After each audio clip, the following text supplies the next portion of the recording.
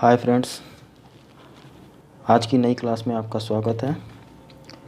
आज हमारे पहले चैप्टर का ये लास्ट वीडियो है। इसके बाद हम अगला चैप्टर स्टार्ट करेंगे। आज इसमें हम लगभग 118 क्वेश्चन तक कंप्लीट कर लेंगे। और अगर आप कहेंगे तो इसके साथ साथ हम इंडियन कॉन्स्टिट्यूशन का जो पार्ट है उसको भी स्टार्ट कर सकते हैं पैरेलल। ये हमारा कंटिन्यू चलता रहेगा थॉट्स का सेक्शन। और इसके अलावा हम इंडियन कॉन्स्टिट्यूशन के भी क्वेश्चंस को साथ ही साथ सॉल्व कर सकते हैं। अगर आप ऐसा चाहते हैं तो कमेंट बॉक्स में हमें लिख सकते हैं। तो चलिए स्टार्ट करते हैं आज की वीडियो। और साथ ही साथ इस पॉलिटी के अलावा हम ज्योग्राफी भी साथ में लेके चलना चाहते हैं। तो आप अगर कहेंगे तो हम ज्योग्राफी का भी एक वीडियो अपलोड आया करेगा। तो चलिए स्टार्ट करते हैं। ग्रीन एक आदर्शवादी विचारक हैं जो राज्य को एक सर्वोच्च नैतिक संस्था मानते हैं, जबकि बेंथम, मिल, हॉब्स ने राज्य को मानव निर्मित यंत्र माना है जिसका निर्माण व संचालन मानव ने अपने कल्याण के लिए किया है। दरअसल ये क्वेश्चन ऐसे पूछा हुआ था ये 2008-9 या 10-11 के आसपास उन्होंने पूछा हुआ था कि राज्य के यांत्रिक स्वरूप की अवधारणा का समर्थन कौन कौन नहीं करता है। क्वेश्चन ऐसे पूछा हुआ था, ठीक है। तो उसमें ऑप्शन थे हॉब्स, मिल, बेंथम, ग्रीन। तो ये उसका डिस्क्रिप्शन है कि ग्रीन जो है एक आदर्शवादी विचारक थे जो एक सर्वोच्च नैतिक संस्था मानता है, जबकि बेंथम, मिल, हॉब्स ने राज्य को मानव निर्मित यंत्र माना है जिसका निर्माण व संचालन मानव ने अपने कल्याण के लिए किया है। ठीक है, बढ़ते हैं अगले क्वेश्चन की तरफ। राज्य विधि का शिशु तथा जनक दोनों है।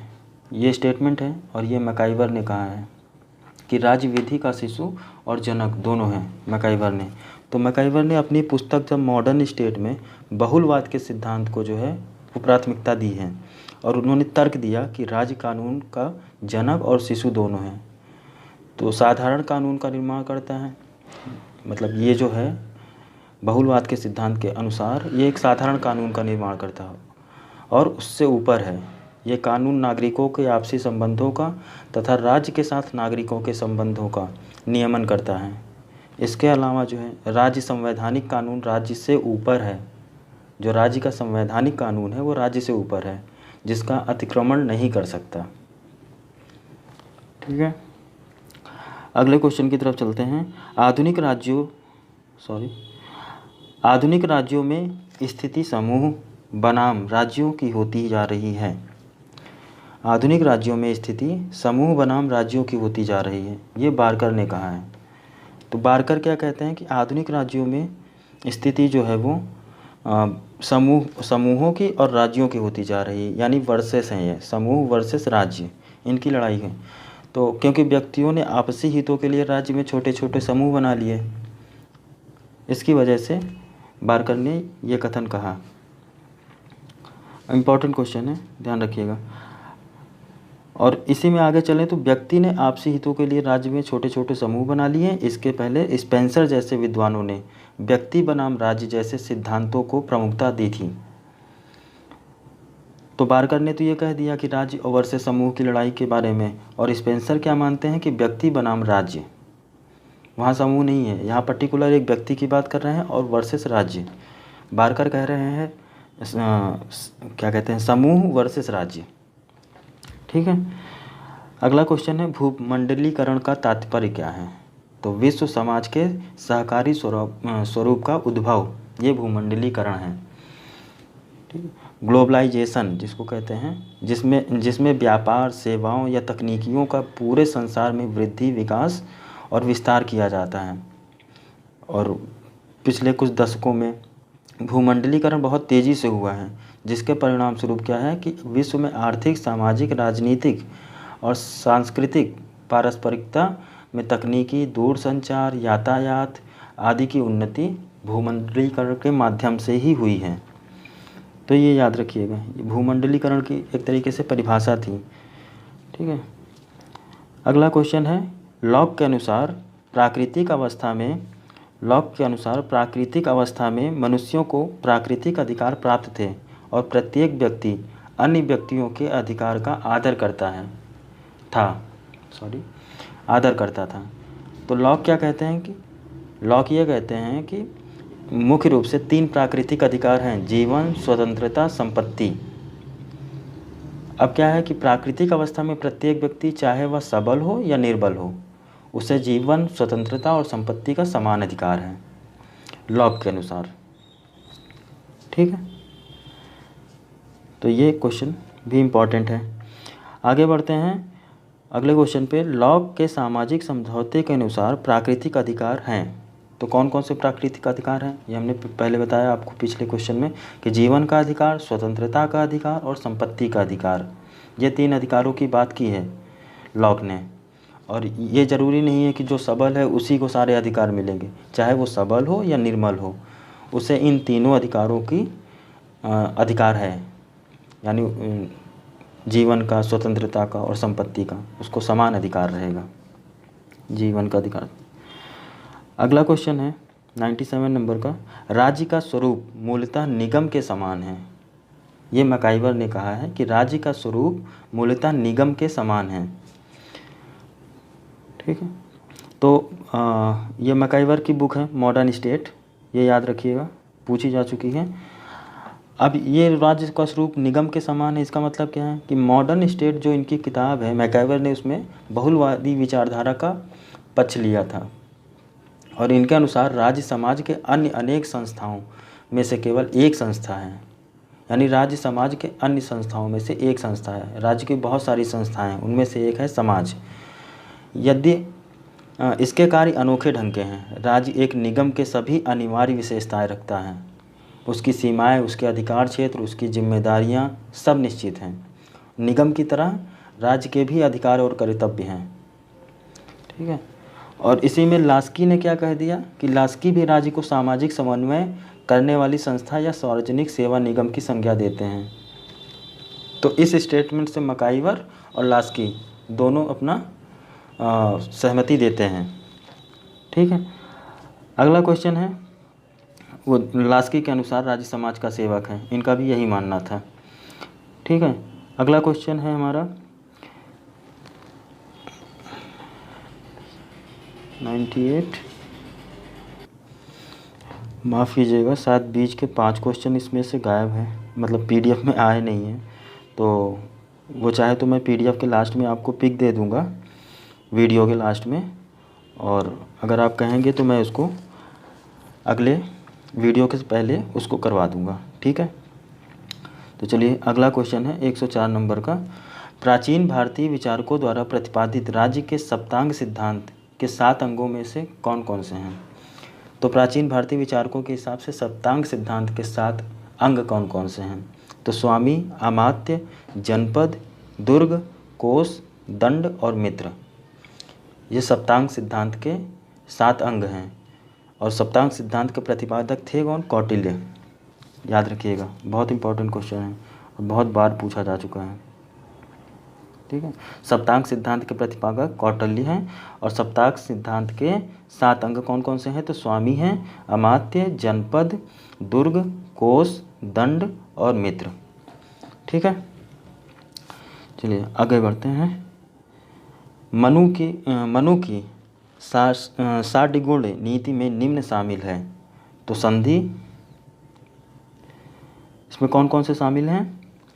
तो संधि है, विग्रह है, यान, आसन, एक सेकंड ठीक हो गया, संधि, विग्रह, यान, आसन, संश्रय और द्वैधी भाव, ये मनु के 60 गुण नीति के शामिल किया गया था, मतलब उन्होंने शामिल किया था इसको। अगला क्वेश्चन है, संप्रभुता नागरिकों और प्रजाजनों के ऊपर राज्य की वह सर्वोच्च शक्ति है जिस पर कानून का कोई अंकुश ना हो। ये जीन बोधा ने कहा था। जीन बोधा कहते हैं कि संप्रभुता नागरिकों और प्रजाजनों के ऊपर राज्य की यह सर्वोच्च शक्ति है। ठीक है, मैं आपको इसमें थोड़ा सा डिटेल बताना चाह रहा था कि जनसंख्या जो है, इन्होंने जीन बोधा के हिसाब से जनसंख्या, निश्चित क्षेत्र, सरकार, संप्रभुता, ये सभी राज्य के आवश्यक तत्व हैं। ठीक है, और इन तत्वों में सबसे ऊपर जो है, सबसे अधिक महत्वपूर्ण है, वो है सर्वोच्च सत्ता, जिसकी ये बात कर रहे हैं। ठीक है, सर्वोच्च शक्ति या सर्वोच्च सत्ता, जिसके आधार पर राज्य को अन्य सभी समुदायों से पृथक किया जाता है। राज्य के लिए संप्रभुता का वही महत्व है जो व्यक्ति के जीवन के लिए प्राणों का होता है। तो जीन बोंदा ने इतनी वरीयता दी थी संप्रभुता को या सर्वोच्च सत्ता को। तो संप्रभुता के बिना राज्य के अस्तित्व की कल्पना ही नहीं की जा सकती। और आज के संदर्भ में देखें तो बांग्लादेश, नेपाल, सभी राज्य जो हैं, श्रीलंका, ये सभी राज्यों में संप्रभुता पाई जाती है। ठीक है, जबकि अब इंडिया के परिप्रेक्ष्य में देखें तो राजस्थान भारत संघ राज्य की इकाई है, यह संप्रभुता संपन्न राज्य नहीं है, या कोई भी स्टेट ऐसे आप ले लीजिए। ठीक है, और जीन बोंदा का और एक स्टेटमेंट है कि वो कहते हैं कि संप्रभुता नागरिकों और प्रजाजनों के ऊपर राज्य की वह सर्वोच्च शक्ति है जिन पर कानून का कोई अंकुश नहीं है। ये तो आपने पढ़ लिया। संप्रभुता निरंकुश, मौलिक, सर्वव्यापक, स्थायी, अपृथक्करणीय और अनन्यता लक्षणों से युक्त होती है। ये भी जीन बोंदा ने ही कहा था। ठीक है, बढ़ते हैं अगले क्वेश्चन की तरफ। 107 नंबर, राज्य कहे जाने के लिए अति आवश्यक तत्व क्या है? तो आपको पता चल गया, सर्वोच्च सत्ता। ठीक है, अगला क्वेश्चन है, किस विचारक ने अपने चिंतन में राज्य और समाज में विभेद नहीं किया? तो ये हीगल थे, जिन्होंने राज्य और समाज में कोई विभेद नहीं किया। ठीक है, तो जर्मन दार्शनिक थे हीगल, इन्होंने अपने चिंतन में राज्य समाज में कोई भेद नहीं किया। हीगल राज्य को समाज का उच्चतम आदर्श मानते हैं और हीगल कहते हैं कि राज्य स्वयं निश्चित और पूर्ण मस्तिष्क है जो सच्चाई, बुराई, लज्जा और शुद्धता, चंचलता, धोखेबाजी दोनों और है, मतलब चंचलता हो, धोखेबाजी हो के भावनात्मक नियमों को स्वीकार नहीं करता है राज्य। ठीक है, तो हीगल ने राज्य में कुछ त्रुटियां भी देखी जो राज्य के ऐतिहासिक विकास का शिखर और नैतिक जीवन की सर्वोच्च सकारात्मक अभिव्यक्ति का दर्जा भी दिया है। उसके बाद जाके उन्होंने ये कहा कि समाज का आधार चेतना है, परंतु राज्य के बन जाने के बाद सभी प्रकार के सामाजिक विकास का अंत हो गया। यह हीगल के अनुसार मानना था उनका। अगला क्वेश्चन है 109 नंबर हो गया, मैकाइवर समाज और राज्य का भेद करता है, हीगल नहीं करते हैं, ये याद रखिएगा। अगला क्वेश्चन है 110 नंबर का, सभी कुछ राज्य में निहित है, राज्य के बाहर कुछ भी नहीं है, राज्य ही सर्वोपरि है। यह विशेषता कहाँ दिखाई देती है? तो सर्वाधिकारवाद में। सर्वाधिकारवाद में सब कुछ राज्य में निहित है, राज्य के बाहर कुछ भी नहीं है, राज्य ही सर्वोपरि है, ये उसकी सर्वाधिकार में है। इटली में फांसीवाद तथा जर्मनी में नाजीवाद ये सर्वाधिकारवाद के ही उदाहरण हैं। ठीक है, अगला क्वेश्चन है हमारा 111 नंबर का, सर्वाधिकारवाद में व्यक्ति की अपेक्षा राज्य को अधिक महत्व दिया गया है सर्वाधिकार में। ठीक है, तो सर्वाधिकार का स्वर राज्य एक आध्यात्मिक और नैतिक संस्था है। यह ऐसा संगठन होता है जिसके प्रादुर्भाव और विकास की आत्मा अभिव्यक्ति होती है, विकास में आत्मा की अभिव्यक्ति होती है। राज्य जनता की आत्मा की अभिव्यक्ति करता है, इसलिए व्यक्तियों को ना तो निरपेक्ष स्वतंत्रता प्राप्त हो सकती है और ना ही उसके द्वारा किसी भी स्थिति में राज्य का विरोध किया जा सकता है। ठीक है, सर्वाधिकारवाद जो है उसकी विचारधारा आदर्शवाद की छाप है, स्पष्ट छाप, आदर्शवाद और सर्वाधिकारवाद। और नाजीवादी और फांसीवादी विचारधाराएं जो है वो सर्वाधिकारवाद का ही एक प्रकार है। समझ गए आप?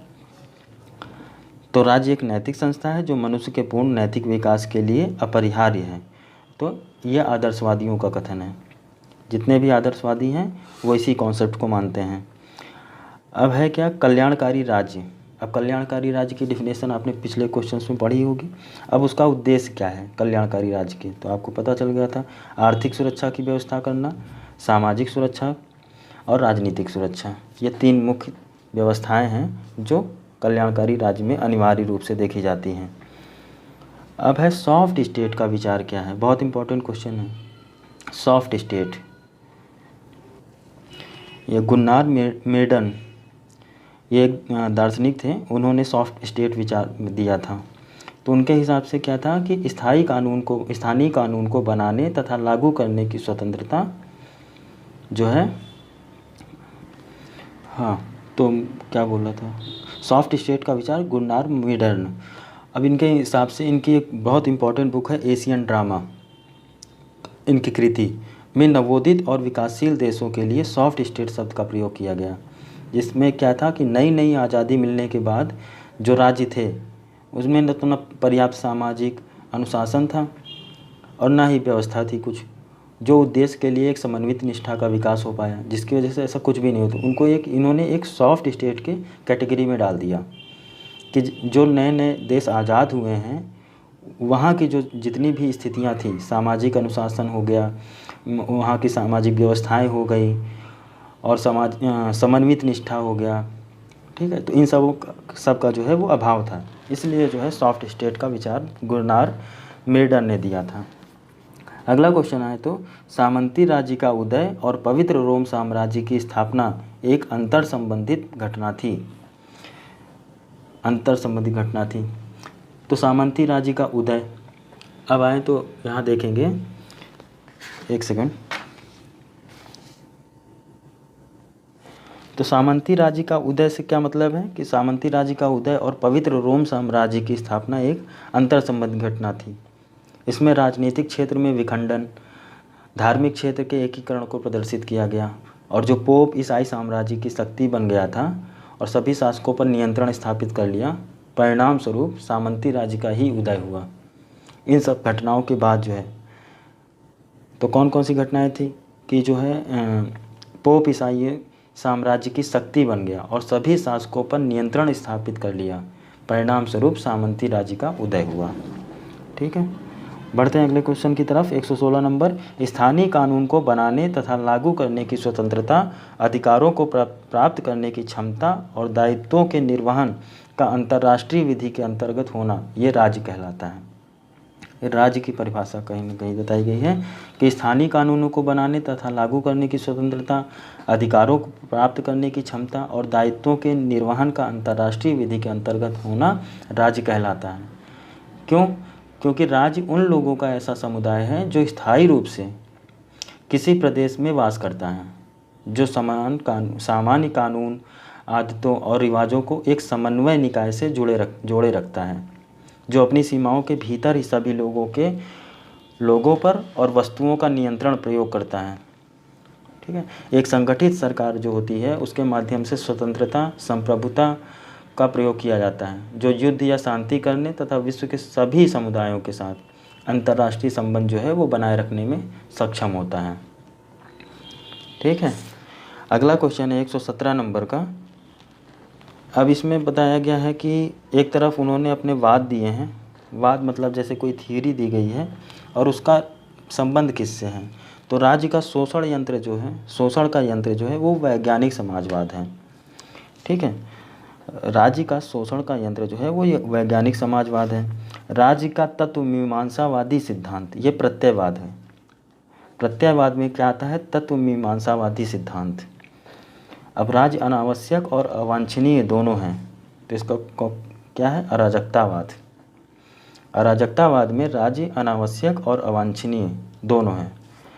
अधिनायकवाद में क्या आता है कि एक व्यक्ति अथवा दल में असीमित शक्ति, ये अधिनायकवाद में आता है। ठीक है, अगला क्वेश्चन है, लास्ट क्वेश्चन है आज का। अब इसमें एक तरफ शास्त्र दिए गए हैं, विज्ञान, ठीक है, और उनका विन्यास क्या क्या है इसका हम देखेंगे। तो दर्शन शास्त्र में हम मन, ठीक है, दर्शन शास्त्र में हम मन का विज्ञान जिसको कहते हैं। राजनीति विज्ञान वो शक्ति से संबंधित है। व्यापार आपको पता है अर्थशास्त्र है। और समाजशास्त्र में हम स्तर विन्यासों का मूल्यांकन करते हैं या अवलोकन करते हैं। ठीक है, तो दर्शन शास्त्र हो गया मन, शक्ति का सिद्धांत राजनीतिक विज्ञान में, व्यापार अर्थशास्त्र से और स्तर विन्यास समाजशास्त्र से। तो ये आज हमारा पहला चैप्टर फाइनली ख़त्म होता है। कल से हम पॉलिटी का सेकंड सेक्शन जो इंडियन कॉन्स्टिट्यूशन वाला है, या ज्योग्राफी का सेक्शन, ज्योग्राफी जो सोशल स्टडी में हमारा 2 सब्जेक्ट होते हैं कॉम्बिनेशन में, तो कोई कुछ भी रख सकता है, तो उसमें एक पॉलिटी हमारा चल रहा है और दूसरे सेक्शन में हम ज्योग्राफी स्टार्ट करेंगे। तो चलिए, आई होप अच्छा लगा होगा आपको वीडियो। तो फाइनली हम कल से पॉलिटी में सेकंड चैप्टर स्टार्ट करेंगे। ठीक है, आज ही हमारा पहला चैप्टर फिनिश होता है। चलिए, थैंक यू।